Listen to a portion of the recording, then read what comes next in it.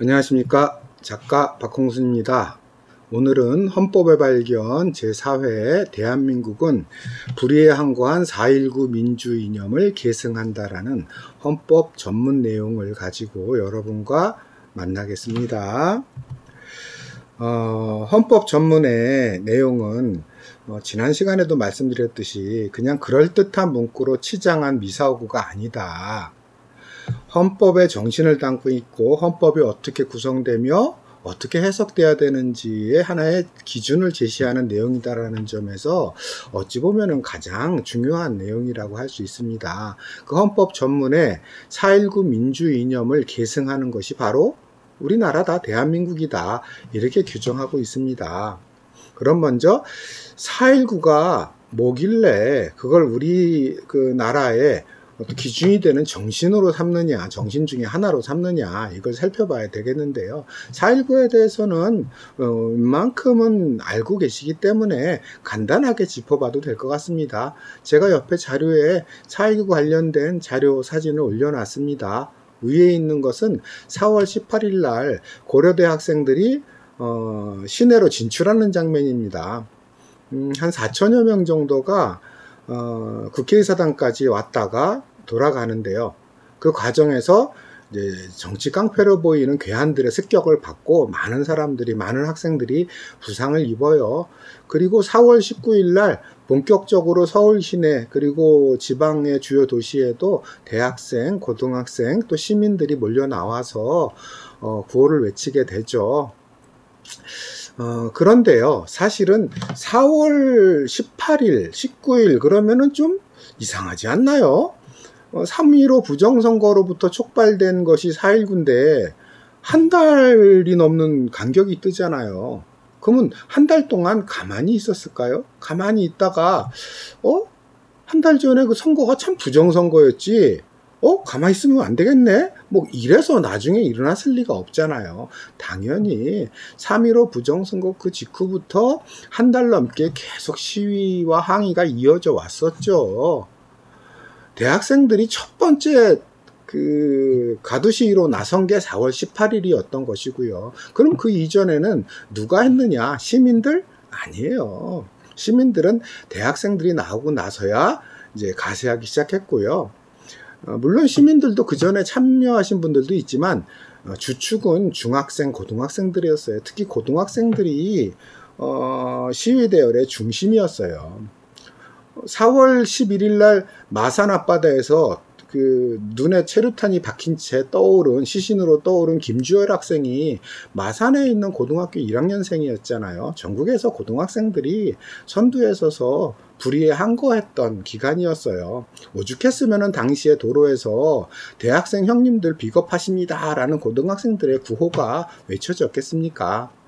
그랬다가 김주열 학생의 시신이 떠오르고 정부가, 국가가 아니 학생을 죽여놓고 바다에다가 던져버린 사건이잖아요. 사람들이 분노했죠.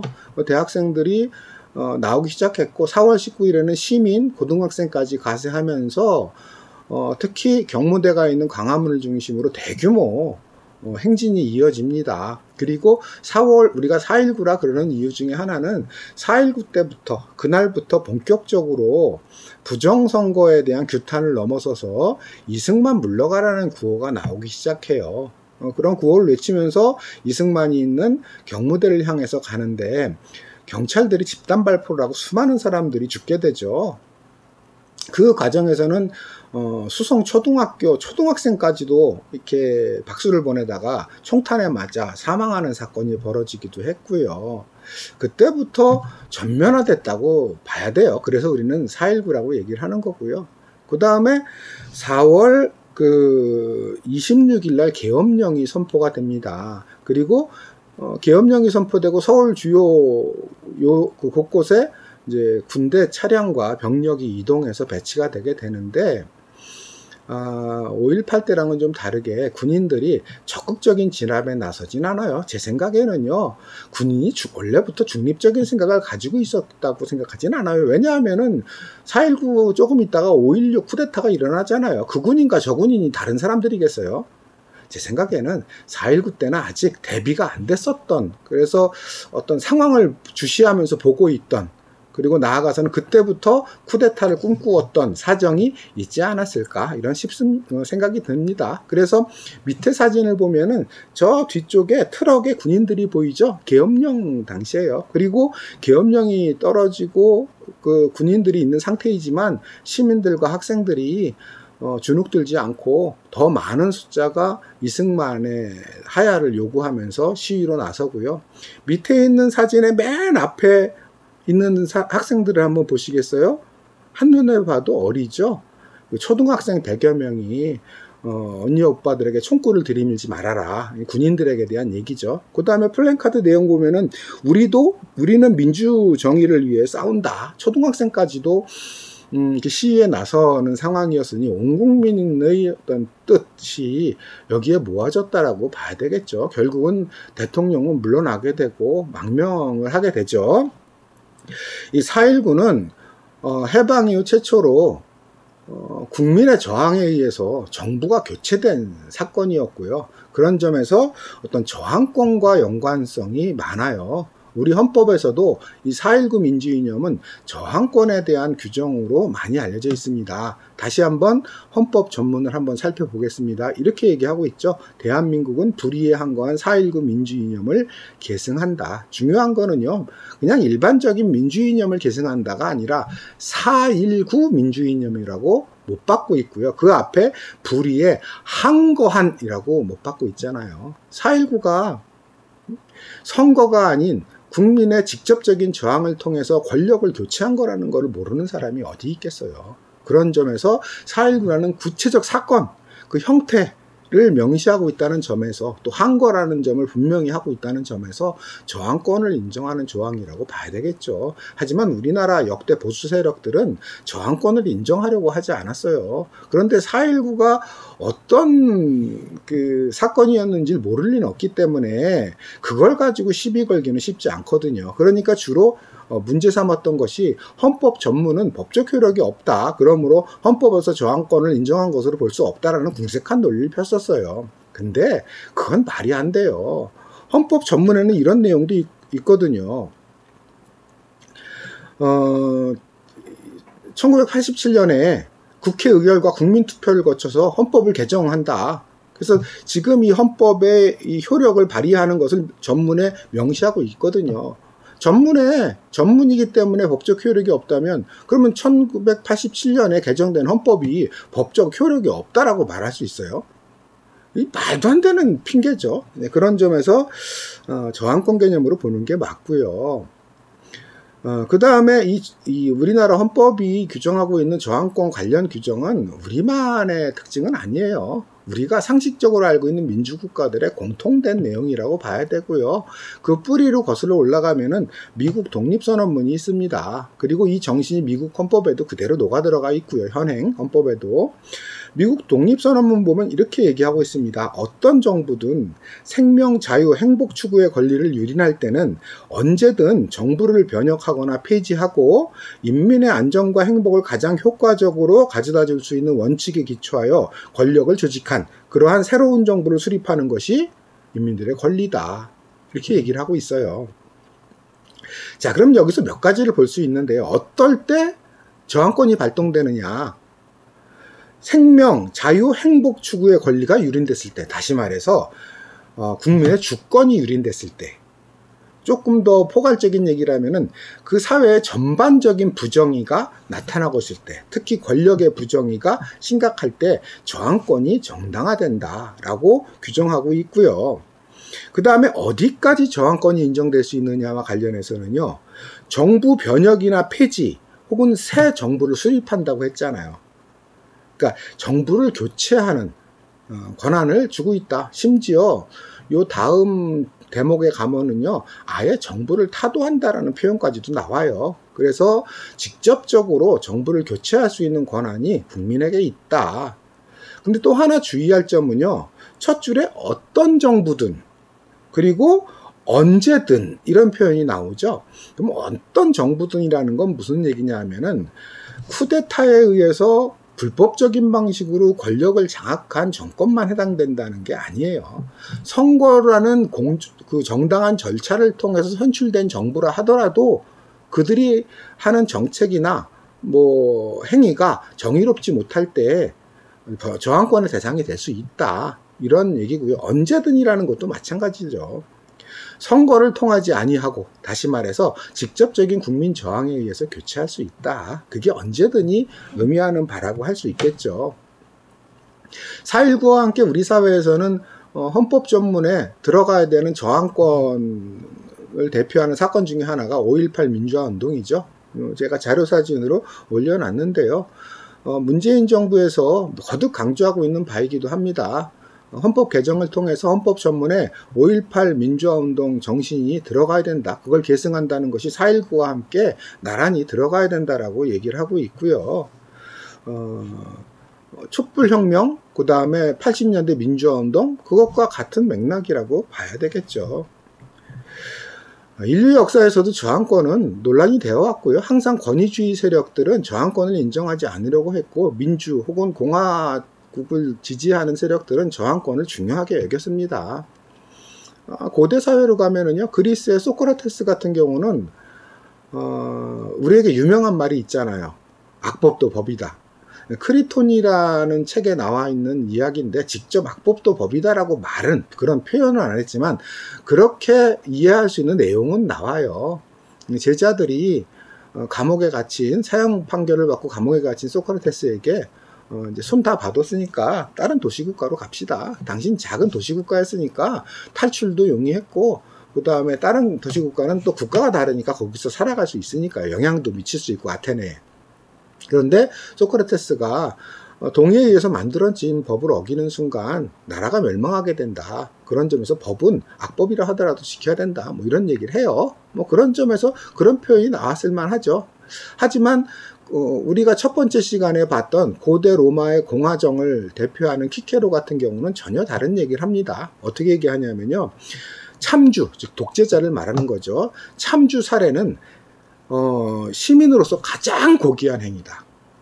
그러니까 시민의 고귀한 행위 중에 가장 첫 번째 가는 고귀한 행위가 독재자를 죽이는 거다. 아예 이렇게 얘기를 하죠. 카이사르에 대한 사례도 그 연장선에서 이해할 수 있는 거고요. 동양에서도 비슷한 얘기들은 있었어요. 논란은 되지만 맹자의 경우도, 춘추전국시대 맹자의 경우도 맹자라는 책에 보면은요, 왕이 이렇게 묻습니다. 맹자에게 왕을 죽여도 되느냐 라고 물으니까 맹자가 대답을 합니다. 백성의 삶을 보호해주지 못하는 왕은 이미 왕이 아니라 일개범부에 불과합니다. 이렇게 얘기를 해요. 그 말은 뭐겠어요? 일개범부하기 때문에 그가 제대로 그 뜻을 펼치지 못하고 백성을 힘들게 하면은 죽여도 된다. 이런 얘기죠. 그거를 흔히 맹자의 역성혁명론이라고 흔히 얘기를 합니다. 중국에서 어떤 혁명이나 이런 게 일어날 때 그런 맹자의 역성혁명론의 어떤 자신의 생각을 빌어오는 경우들이 꽤 많았죠. 그리고 근대에 와서는 루소가 했던 말도 그 연장선에서 이해할 수 있어요. 영국 국민은 1년, 몇 년 내내 노예 상태로 살다가 선거하는 단 하루만 자유로운 시민이 된다. 이 말이 무슨 뜻이겠어요? 선거만으로 민주주의가 이루어질 수는 없다는 거고요. 자기의 주권 행사는 선거가 아닌 기간에도 언제든지 이루어져야 된다. 그 안에는 선거가 아닌 방식의 주권 행사로서 직접적인 저항과 행위도 포함될 수 있는 거죠. 그런 루소의 영향을 받으면서 1789년 프랑스 대혁명이 일어나기도 했고요. 자, 그러면 이제 저항권과 좀 다른 결을 가진 저항운동이 있습니다. 흔히 시민불복종이라고 부르는 운동인데요. 제가 올려놓은 자료에 보면은 헨리 데이비드 소로우의 책 표지예요. 시민불복종이라는 책 표지입니다. 소로우는 우리 한국 사람들에게도 꽤 유명하죠. 19세기 미국의 사상가이자 시민운동가였던 분인데요. 우리나라 사람들에게는 오히려 이 책보다는 월든이란 책으로 굉장히 유명합니다. 도끼 한자로 탁 메고 월든 숲에 들어가서 오두막집을 짓고 자기가 가구를 만들고 경작을 하면서 자급자족하고 생태적인 삶을 살았던 그런 어떤 자유인 소로우를 기억하죠. 그래서 주로는 그래서 우리나라 사람들에게는 자연주의자로 알려져 있고요. 초월주의자로 많이 알려져 있죠. 그래서 조금 독서를 좋아한다, 서재에 좀 책이 있다라고 하시는 분들은 그 한켠에 소로우의 월든이 있는 경우가 많을 겁니다. 그런데 이 자연주의나 생태주의에 미친 영향만큼 소로우가 그 정도의 영향을 미친 분야가 바로 이 시민불복종이에요. 이 표지에 나온 그림은 뭐냐면 소로우가 체포당하고 투옥을 당하는 그 장면입니다. 월든 숲에 있다가 구두 수선한 거 맡기려고 이제 마을로 내려가다가 경찰들에게 체포되고 구금이 돼요. 구금이 됐던 이유는 다른 게 아니라 인두세를 납부를 거부했었거든요. 인두세라는 세금 납부를 거부한 이유는 다른 게 아니라 노예제도를 반대하고 그 다음에 무엇보다도 멕시코 전쟁을 반대했어요. 노예제도를 반대했던 것은 당시 미국 인구의 6분의 1이 주로 흑인들이었죠. 노예 상태에 아직도 있었거든요. 그리고 미국이 멕시코를 침공했어요. 지금 왜 그 미국의 이쪽 서부 지역 있죠? 거기에 여러 지역들이 있어요. 텍사스주, 뉴멕시코주, 캘리포니아주. 이게 원래 멕시코 땅이었거든요. 그걸 강제로 침략해가지고 사실상 강탈을 해요. 그걸 위한 전쟁을 벌이는데 그 전쟁 자금을 인두세를 통해서 걷거든요. 그러니까 소로우가 그런 정의롭지 못한 전쟁을 위해서 세금을 내는 것은 타당하지 않다. 모든 세금을 거부한 건 아니고요. 그 전쟁과 연관된 인두세를 거부해서 안 내요. 그 죄목으로 잡혀가게 되죠. 물론 세금만 안 낸 게 아니라 여러 강연에서 멕시코 전쟁을 반대하는 이런 발언들을 했었고 그 연장선에서 이제 세금을 안 냈던 건데 바로 잡혀갔죠. 그리고 그와 관련된 그림이 이 책 표지에 나와 있는 겁니다. 소로우는 시민불복종에서 이런 얘기를 합니다. 한번 같이 보면은요. 법에 대한 존경심보다 정의에 대한 존경심을 길러야 된다. 불의가 타인에게 또 다른 불의를 행하도록 요구한다면 그 법은 지키지 말아야 된다. 노골적으로 법을 지키지 말래요. 악법이면 지키지 말라는 거죠. 자, 그리고 첫 번째 줄부터 한번 보면요. 법에 대한 존경심보다는 정의에 대한 존경심을 길러야 된다. 그러니까 법보다 정의가 우선한다는 거죠. 법 이론에서 항상 논쟁하는 겁니다. 여기서 말하는 법은 질서를 의미해요. 안정성, 체제. 그러니까 이제 이런 논쟁에서 법적 안정성이 우선하느냐, 정의가 우선하느냐, 이제 이 논란이 여기에 스며들어가 있는 건데요. 소로우는 법보다 정의가 우선한다. 법의 안정성, 질서보다는 정의로운가의 여부가 더 중요하다라고 얘기를 하고 있는 거고요. 그 근거는 우리가 첫 번째 시간, 두 번째 시간에 얘기했던 루소의 논리와도 맞닿아 있어요. 프랑스 인권선언이 인간과 시민의 권리에 대한 선언이라고 말씀드렸잖아요. 인간과 국민을 구별한 거죠. 그리고 국민 이전에 우린 인간이다. 인간으로서의 권한, 주권, 이게 더 숭고하고 일차적이다. 그리고 법 질서 아래에서의 국민으로서의 어떤 의무나 권리 이런 것들은 그 주권 아래에서 그 하위 단위로 생각해야 된다는 건데 실제 소로우도 그렇게 얘기합니다. 우리는 먼저 인간이어야 하고 그 다음에 국민이어야 된다. 국민 이전에 인간이 더 1차적 가치다라고 얘기하고 있는 거고요. 그 인간과 이렇게 맞닿아 있는 가치가 바로 정의로운가의 여부일 거고요. 국민이라는 말과 연관성을 갖는 게 바로 법이라고 할 수 있겠죠. 다수결로 어떤 법을 만들었다고 해서 그 법이 곧바로 정의로움 여부가 판정나는 건 아니라는 거죠. 법 제정의 절차적 정당성이 법 내용의 내용적 정당성을 저절로 보장해 주지는 않는다는 것이고요. 법 내용이 정의롭지 못하고 그것이 특히 다음 문장에 보면은 불의가 타인에게 또 다른 불의를 하도록 우리에게 요구한다면 법을 어겨라. 이게 무슨 뜻이냐면요. 불의는요, 특정한 어떤 권력자라든가 몇몇 관료에 의해서만 이루어지는 건 사실은 아니거든요. 예를 들어서 멕시코 전쟁 생각해 보면은요, 멕시코 전쟁을 결정한 그 권력자에게만 불의의 책임이 있는 건 아니거든요. 그리고 그 사람만 불의를 행하는 건 아니거든요. 그 전쟁에 참여해서 학살을 저지르는 병사들은 그러면 정의로운 건가요? 권력자가 시켰기 때문에 그 면제가 되는가요? 그렇지 않죠. 불의를 행하는 거죠. 그런 전쟁 결정으로 인해서 국민에게 전쟁에 참여하여 불의를 행하도록 요구한다면 거부해라, 이런 얘기고요. 세금도 그 일환이라는 거죠. 그 세금으로 전쟁을 치르기 때문에 내가 세금을 납부하는 순간 그 불의를 내가 행하게 되는 거고, 그 불의를 행하라고 정부가 나한테 요구하는 거다. 그러니 나는 응할 수 없다면서 거부하는 거죠. 그 밑에는 이제 그 존 롤스라고 몇 차례 제가 얘기했던 정의론으로 유명한 사상가죠. 20세기를 대표하는 사상가 중에 한 사람인데, 이 사람은 시민불복종에 대해서 이렇게 얘기합니다. 시민불복종이란 정책이나 법률의 변화를 가져오는 의도를 갖고 일반적으로 법에 반대해서 행하는 공적이고 비폭력적이며 양심적인 행위다. 이거는 저항권과 시민불복종을 좀 이렇게 구별하는 거예요.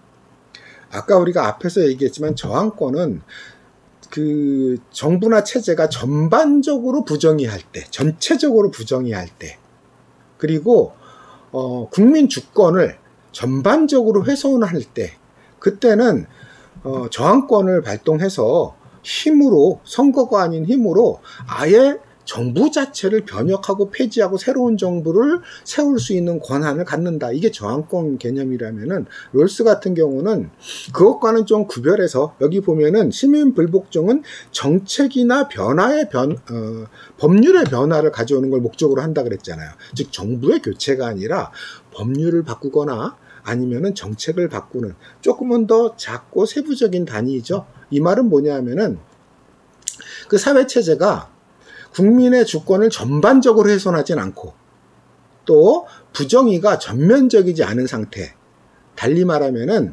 주권을 부분적으로 침해하고, 전체적으로는 괜찮은 사회인 거예요. 그런데 부분적으로 주권을 침해하고 또 부분적으로 부정의가 행해질 때 그러한 법률과 정책에 대해서 복종하지 않음으로써 변화를 이끌어내는 권리를 말하는 거죠. 대신 저항권은 혁명에 대한 권한까지를 포함하는 거잖아요. 그게 프랑스 대혁명을 통해서 입증된 거고, 우리나라 5.18도 마찬가지였잖아요. 5.18 민주화 운동도 그 쿠데타 세력의 항거에서 아예 시민이 무장까지 했었던 경우에 해당되는 거고요. 4.19 때도 평화적인 시위만 있었던 건 아니에요. 당시에 파출소도 불태우고 막 그랬었거든요.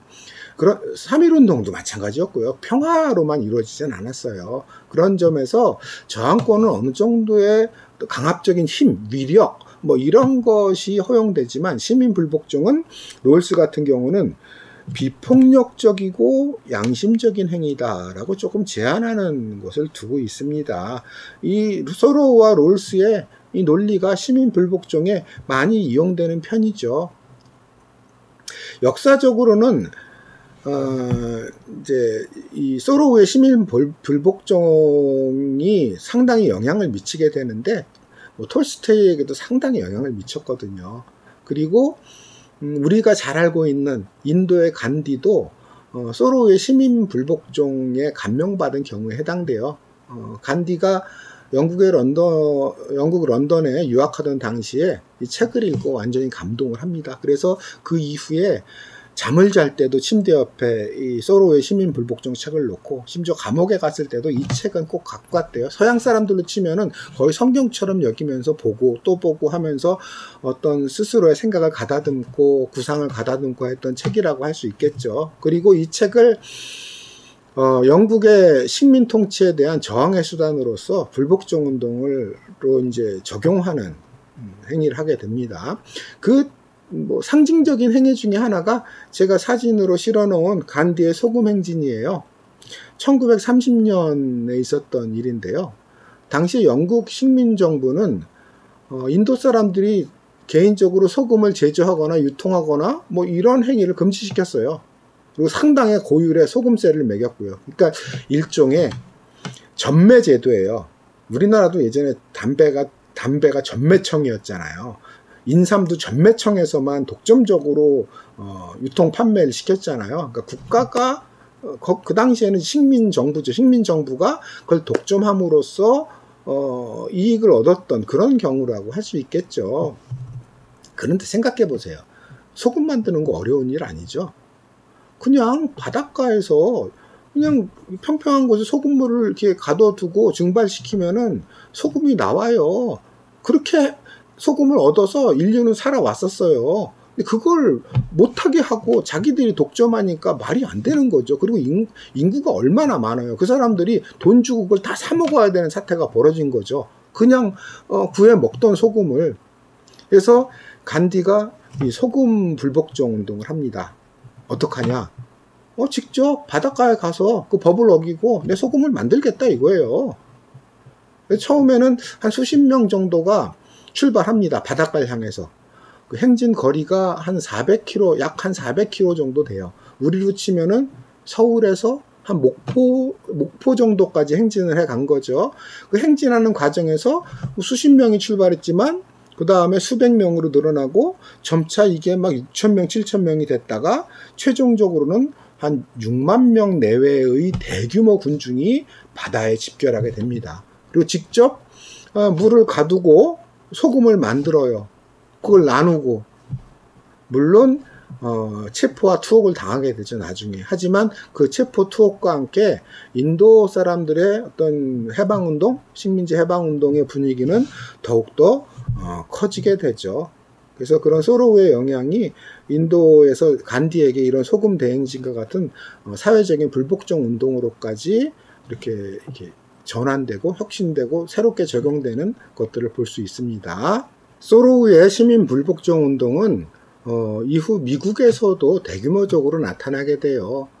제가 자료 사진으로 올려놨는데 1960년대 중반에서 70년대 초반까지 미국 사회를 흔들고 나아가서는 유럽까지도 흔들었던 베트남전 반대 운동도 시민 불복종 운동의 일환으로 나타나게 돼요. 1964년에 미국이 베트남을 침공하게 되죠. 그리고 67년에 징병제도가 부활돼요. 일정 나이에 이른 청년들을 강제 징집하는 방식이죠.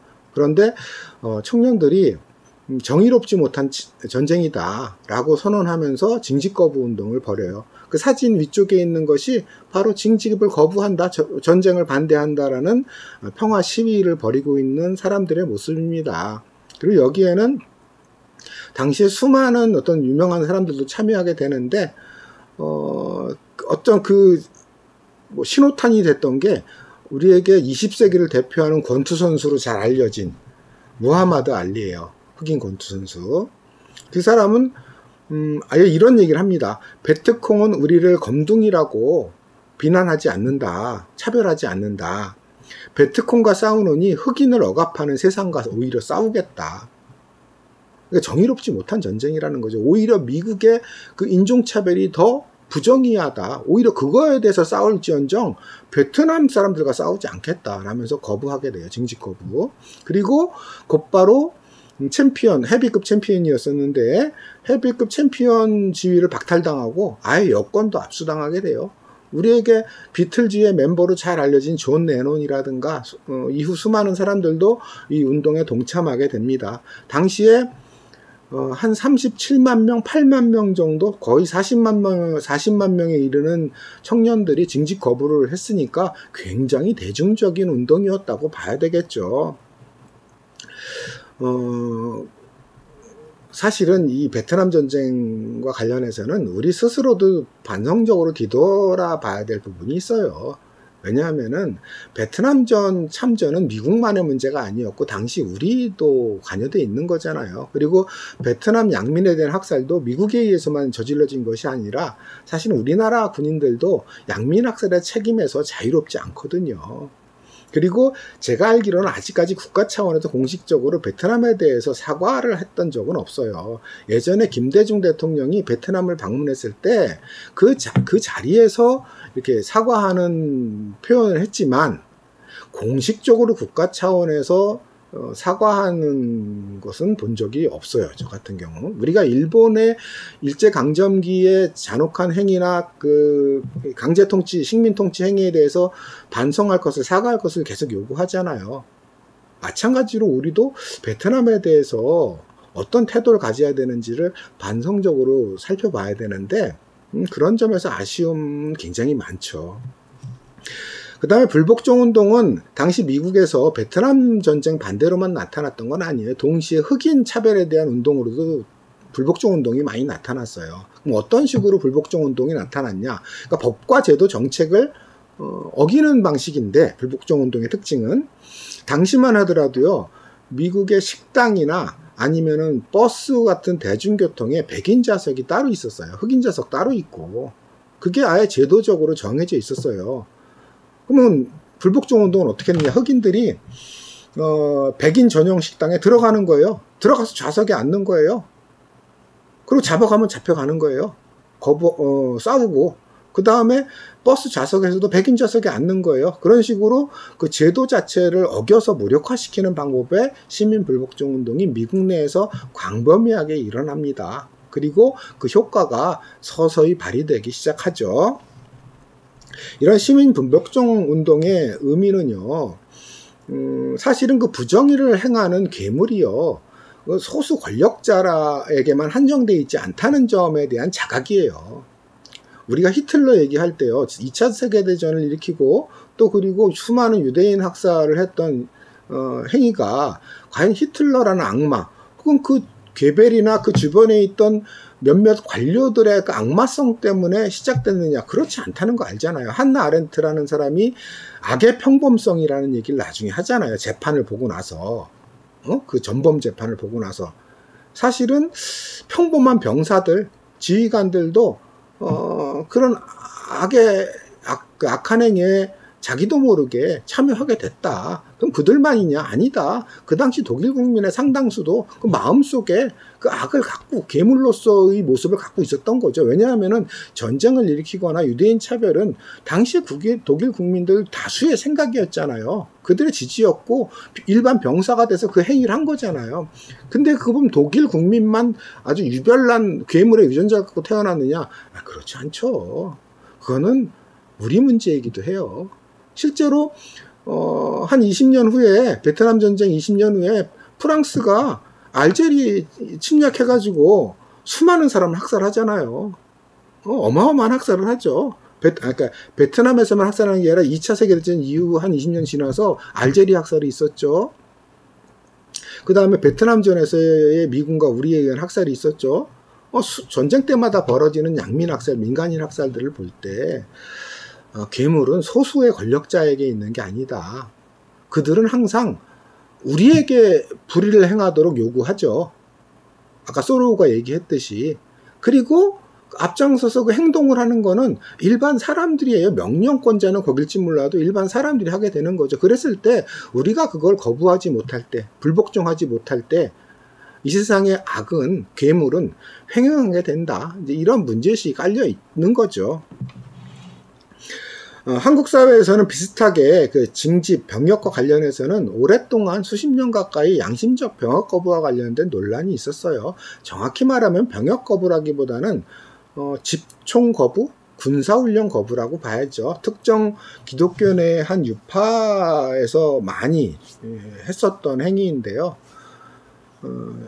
총을 들고 군사훈련하는 것을 거부하는 거예요. 왜냐하면은 성경에 의하면은 살인을 하지 말 것이며 살인하려는 마음도 품지 말라 그랬잖아요. 그런데 사실 군사훈련은 살인 연습이잖아요. 우린 그거 못한다는 거예요. 제가 80, 90년대 사회운동하다 감옥에 있을 때 이 사람들을 많이 봤거든요. 왜냐하면 우리나라 당시 병역법에 의하면은 이들을 징역형에 처하게 돼 있었어요. 그럼 대충 3년형을 받고 감옥에 왔습니다. 그러면은 거의 성경을 다 외워요. 통째로 몇 장 몇 절에 무슨 내용 외우고 성경 구절대로 살려고 해요. 그 일환으로 우리는 살인하려는 마음을 품을 수 없다. 그러므로 군사훈련을 거부한다 하고 차라리 이제 그 감옥에 왔던 건데요. 뭐 오고 싶어서 온 게 아니라 그렇게 처벌을 받은 거죠. 그 사람들이 무슨 범죄를 저지른 것도 아니고 그러니까 제가 말하는 건 뭐 물건을 훔치거나 다른 사람의 상해를 입히거나 이런 것도 아님에도 불구하고 징역형을 살리는 게 과연 타당하냐. 한 수만 명에 이르렀거든요.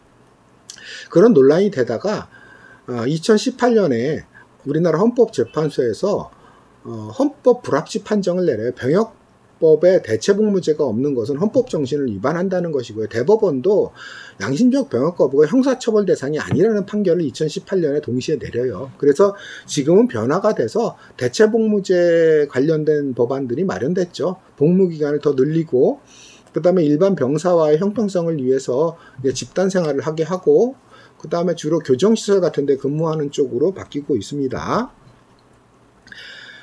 그렇다고 이런 시민 불복종, 이런 저항권을 행사하는 그 한 일환인데요. 시민 불복종이라는 것이 그런 거대한 권력에 대한 것만 해당되는 건 아니에요. 사실은 우리 지난 수십 년간의 역사에서도요, 물론 권력과 연관된 것도 있지만 생활에 있어서도 시민 불복종 운동들은 쭉 있어 왔어요. 많지는 않았지만 그 최초의 불복종 운동이라고 흔히 우리나라에서 평가되는 것이 KBS 시청료 납부 거부 운동이에요. 제가 자료 사진으로 올려놨지만 제5공화국 당시에 KBS 뉴스를 비롯해가지고 우리나라 뉴스 채널들이요, 땡전 뉴스라고 불렸잖아요. 9시 15를 울리는 띠띠띠 땡 소리가 울리고 나면은 첫 멘트가 오늘 전두환 대통령께서는 이렇게 시작했거든요. 근데 그것이 국정에 대한 어떤 관련된 기사만이 아니라 사소한 사적인 거 있잖아요. 오늘 뭐 어딜 갔었고 대통령 부인은 누굴 만나, 이런 사적인 것까지 찬양하는 것 일색의 내용들이 계속 나왔었거든요. 그래서 땡 15 올리자마자 전두환 대통령 이렇게 시작한다고 해서 땡전 뉴스라고 불렸는데 국민적 저항운동이 일어나죠. 1986년에 전국적으로 시청료 납부 거부 운동이 일어나요. 제가 그 아래편에 그 스티커도 올려놨고 그 신문 만평도 올려놨는데요. 그러면은 당시 정부로서는 둘 중에 하나를 선택하는 수밖에 없어요. 시청료는 세금이거든요.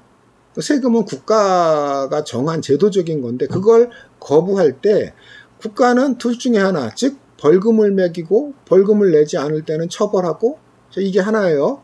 다른 하나는 관련된 법과 아니면 관행을 바꾸는 것, 둘 중에 하나밖에 없죠. 그런데 전국에 그 시청료 납부 거부 운동하는 그 수많은 사람을 다 법적으로 처벌하게 될 경우 올 수 있는 정치적 부담이 워낙 크기 때문에 결국은 당시에 약간의 성과를 내기도 합니다. 관련 방송법들을 개정하거나 바꾸는 조치를 취하게 되죠. 그러면서 이제 일정한 소기의 성과를 거뒀던 것이 이 시청료 납부 거부 운동입니다. 그런데 그 다음에 꼼수를 써요. 어떻게 꼼수를 쓰냐 하면은 그 이전까지는 KBS 시청료를 따로 납부했거든요. 근데 이걸 전기료에 합산을 해버려요. 거부를 못하게 만들어 놓은 거예요. 사실은 이거는 세금 관련한 법의 취지에 맞지 않아요. 우리 보면은 뭐 수도세, 전기세 뭐 이런 것들이 별도 항목들로 나오잖아요. 그러니까 국민들이 세금을 낼 때는 내가 어떤 명목으로 얼마의 세금을 내는지를 확인해야지 정의로운 세금 제도예요. 근데 이거를 짬뽕 시켜놔가지고 분리하지 못하게 만들어 놓는 순간 그거는 세금의 공정성에 문제가 되는 거죠. 그런 점에서 여전히 논란거리이긴 합니다. 그 다음에 또 그 흥미로운 사건도 있었죠. 제가 새로운 자료를 올려놓은 것 중에 통행료 거부라고 되어 있는 게 있죠. 이게 뭐냐면은 1999년에 분당 주민들이 고속도로 통행료, 그 판교 톨게이트에서 고속도로 통행료 납부 거부 운동을 했던 거예요. 이게 뭐냐면 당시 분당이라는 신도시가 생기잖아요. 근데 그 바로 옆이 양재고 그 다음에 강남, 반포 뭐 이런 거잖아요. 그런데 저기 서초 나들목이나 반포 나들목이나 혹은 양재 나들목에서 들어오는 차들은 서울 요금소까지 그냥 간단 말이에요. 돈 안 내고. 그죠? 근데 그 바로 옆인데 분당은 따로 톨게이트를 둬서 통행료를 받은 거예요. 1,100원씩. 그 이전까지는 서울 요금소 고속도로 입구에 서울 경계선쯤에 있는 고속도로 그 요금소에서만 돈을 냈으면 됐는데 판교 톨게이트에서 받는 거예요. 그러니까 분당 시민들이 이건 부당하다라고 하면서 청원도 하고 항의도 했는데 안 들어주니까 결국은 방법을 썼던 게 뭐냐 하면은 주민들이 이제 합의를 해요. 우리 1,100원 고속도로 통행료를 10,000원짜리를 내자.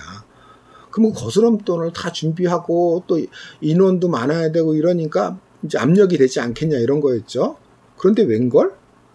사람을 인력을 더 투입하고 그다음에 잔돈을 투입해가지고 10,000원짜리를 다 바꿔줘요. 그러면은 8,900원인가요? 8,900원을 다 바꿔줘요.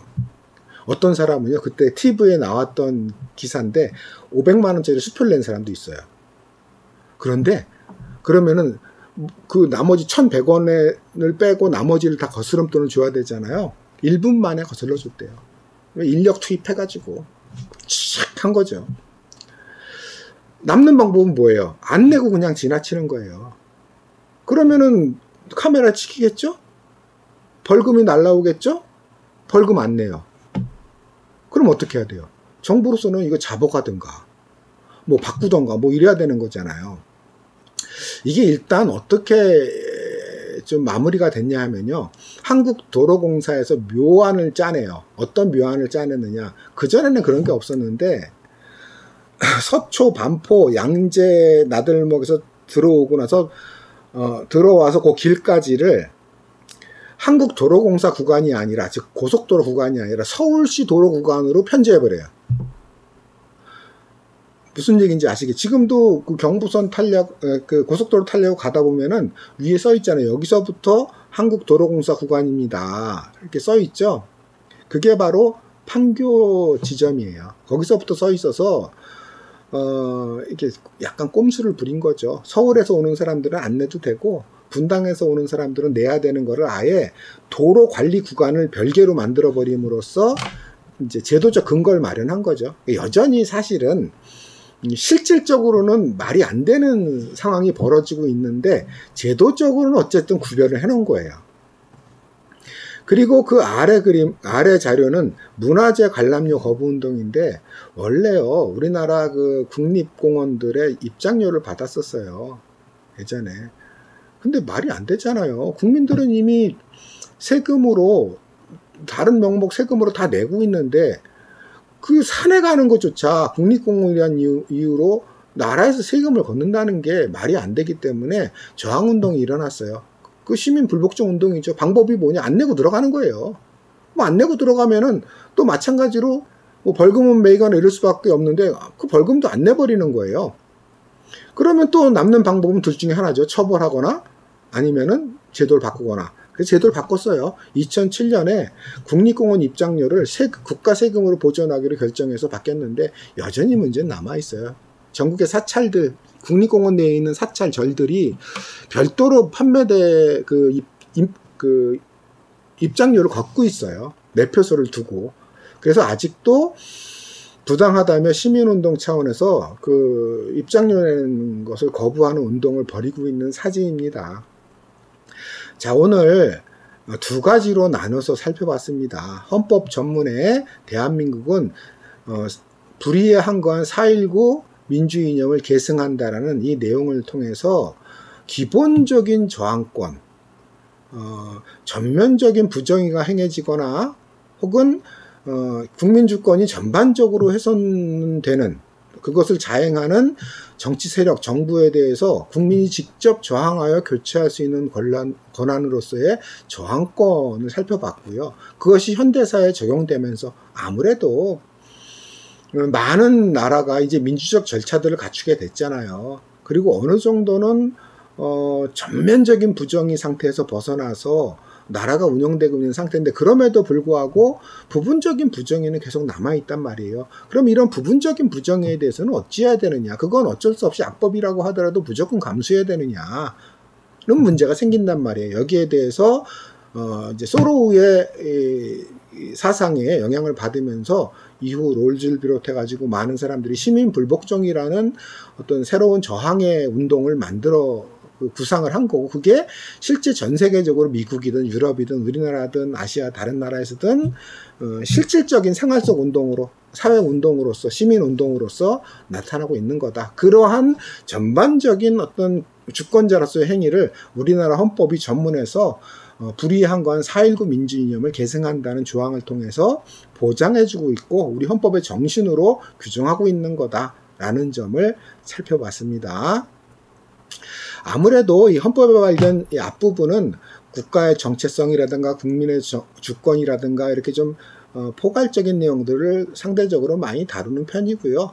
그 다음에 점차 개별 조항으로 들어가서 신체의 자유 문제라든가 아니면 언론의 자유 문제라든가 표현의 자유 문제라든가 여러 가지 개별 조항들이 있잖아요.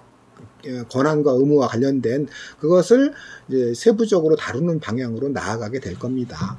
자, 오늘은 여기까지 하고요. 마찬가지로 내용이 유익했다면은 구독과 추천 부탁드립니다. 감사합니다.